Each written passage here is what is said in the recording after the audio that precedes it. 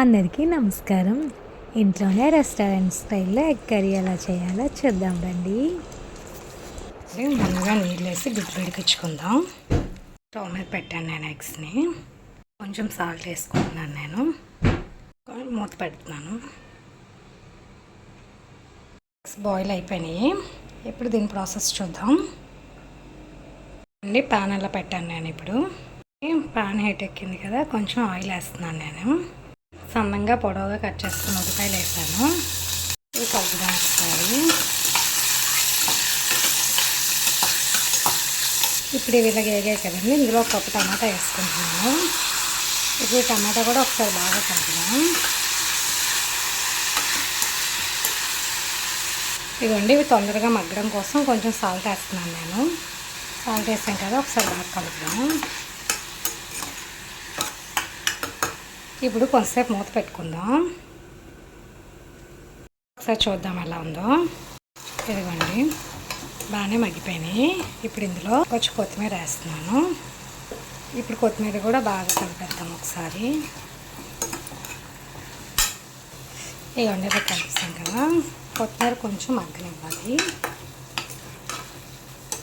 ఇవన్నీ ఇలా మగ్గింది కదా, ఇప్పుడు స్టవ్ ఆఫ్ చేసేద్దాం.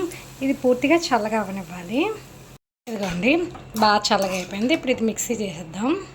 ఇదిగోండి, మిక్సీలో తీసేసుకున్నాను. మెత్తగా పేస్ట్ చేసేస్తాను. ఇప్పుడు మెత్తగా ఇలా పేస్ట్ చేసుకున్నాను. ఇప్పుడు ఇదిగోండి, అదే మూకుడు మళ్ళీ పెట్టాను నేను కడిగేసి. కొంచెం ఇప్పుడు ఆయిల్ వేస్తున్నాను. ఆయిల్ కొంచెం ఎక్కువ పడుతుంది. ఇప్పుడు ఆయిల్ ఎక్కింది కదండి, ఎగ్స్ వేస్తున్నాను నేను. ఇదిగోండి, ఎగ్స్కి ఇలా గంటలు పెట్టాను నేను చిన్న చిన్నగా చాక్తో. మీరు కూడా అలా పెట్టుకోండి. ఇవి గీతలు పెట్టాను చిన్నగా. అంటే ఇందులో కొంచెం కారం వేస్తున్నాను నేను. కొంచెం పసుపు వేస్తున్నాను. ఒకసారి బాగా కలుపుదాం.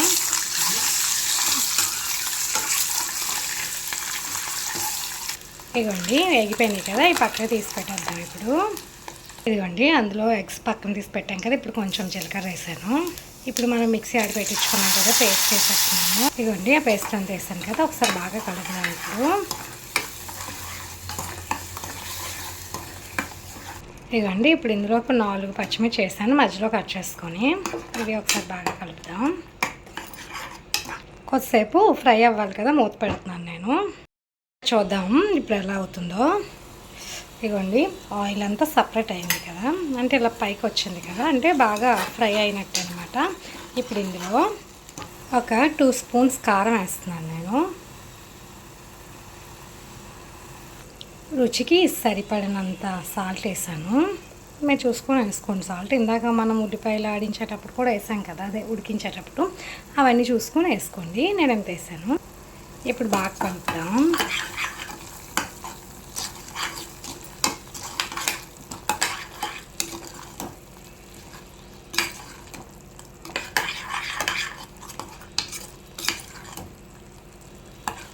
ఒకసారి చూడండి, బాగా కలిపాం కదా, మూత పెడదాం కొంతసేపు. చూద్దాం ఎలా అవుతుందో. ఇదిగోండి, ఆయిల్ అంతా మళ్ళీ సపరేట్ అయింది. ఇందాక అయింది, కాకపోతే కారం అది వేసాను కదా అని చెప్పి మళ్ళీ మూత పెట్టాను.